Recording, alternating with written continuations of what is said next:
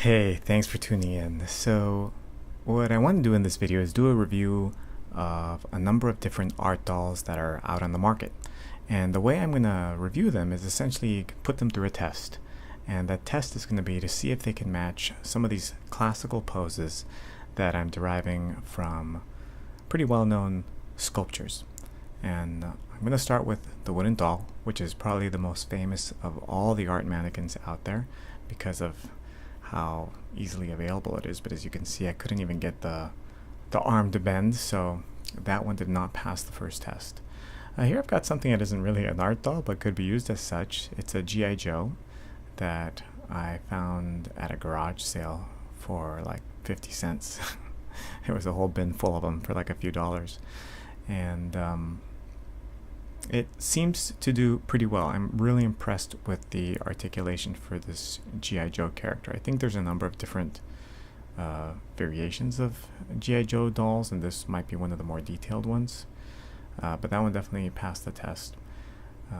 Here I'm moving on to the true type, which is very sculpturally impressive, especially in the face. What they did there is really nice, and it has some of the same articulation as the G.I. Joe doll does. In fact, it looks like it borrows much of the same joint designs, but it's surprisingly not as flexible, although I'm going to be somewhat forgiving with these, and as long as it gets 90% of the way there, I'm going to say that it passes the test. So that one passes the test too for the David sculpture.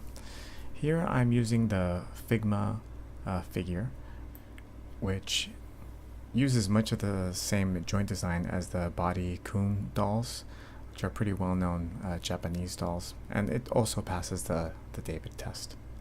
This is the Art S-Buck, which is also a pretty popular doll. A lot of art colleges get this instead of the wooden doll, but as you can see, the elbow has some limitations as well as in terms of how far it can bend, and so that didn't really pass the first test. Here moving on to another sculpture which features some torso twisting, and this is something that I've found a lot of art mannequins don't do very well, in particular the sfbt doll, which I'll show you toward the end of this video. Here I'm hitting some limitations also with the neck articulation, but like I said, I'm going to be a little bit forgiving, and as long as it's getting most of the way to the pose, I'm going to say it passes the test. Now here, when in the process of posing the Figma figure, I was incredibly disappointed because the arm just broke on me, and in a really awkward place. Like, there's no way I can actually fix that, so I'm really bummed out that my Figma figure just totally broke on me. I wasn't even being that rough, but that alone might be reason to disqualify it, but I know that it could reach the pose, so I'm going to let it pass. Here moving on to the Thinker, which is also a very well-known sculpture, and the key here is to see if the body can actually bend far enough forward so that the elbow can actually reach the knee, and that's something that this particular doll just couldn't do. As you can see, I keep trying to bend the torso forward, but it just bounces right back, and that's no use because you want it to be able to hold the pose, right? Even though my Figma doll has a broken arm, I'm going to show you that it can probably reach this pose as well. I mean, it's a pretty basic seated pose, so you would expect most art dolls to be able to do it. So here I'm left with the G.I. Joe and the Figma, or the body kun design.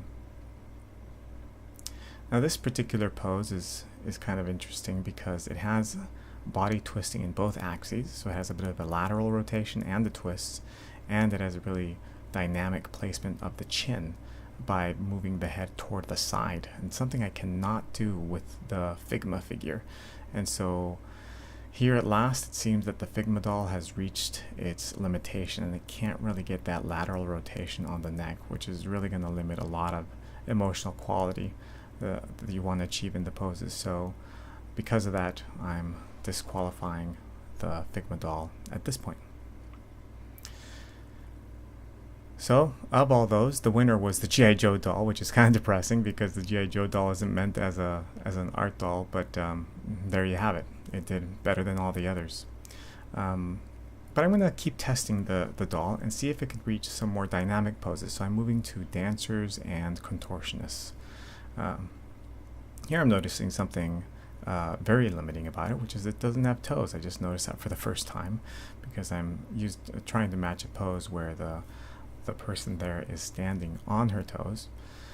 So I couldn't really do that. And also the back and the spine can't really bend as far back as you can see that contortionist doing there. I can guarantee you many of the other dolls couldn't do this either. So finally that means the G.I. Joe doll is also disqualified. But there is one doll that I haven't been showing you guys, and that is the Armature 9 doll. And the one that I'm handling here is called Rider. It's a 6-inch doll which costs about $70. It's handmade and manufactured with a combination of 3D printing, magnets, and metal and injection molded parts. And it comes with this cool nifty little platform so you can easily stand it on it because it has magnets on the toes and magnets on the hands as well. Here I'm featuring an alternative stand that you can get which has like a part of it that spins. And because you've got magnets, you can also attach these props which are made with magnetic hilts or magnetically sensitive hilts, as you can see here. And unlike the other dolls, it also has 5 individually articulated fingers. And so you can pose the hands, you can hold little props. It is made out of a combination of wood and plastic, and because the pieces are so thin, it is fragile, and so you want to handle it with care, especially considering that it's a handmade product. The pieces are all built to be interchangeable, which means that it can be customizable. So you don't really have to buy a preset doll. You could buy individual pieces and essentially build your own character. And we can even customize it to whatever design you want. You just send us a sketch and we'll create a doll matching those proportions using our patented joint design. The sfbt doll I didn't have handy because I had borrowed it long ago, but when I had it, I took advantage to do some comparisons and see if it could achieve the same poses that the Armature 9 doll could achieve. And as you can see, it had some really significant limitations. As you saw early on with the leg, it couldn't really lift it all the way up to create a high kick. And but the worst part about it was how limited the spine movement and the neck movement was on the doll, which really limited what you could do with the emotional quality of the poses. So I did go through and have a writer match all those poses that you had me test the other dolls with. So if you want to see all those, head on over to patreon.com/armature9 and you can see Ryder doing these 360 turnarounds of all those different poses, and you can use them for drawing reference for your own commercial projects. So thanks for watching. I hope that was helpful.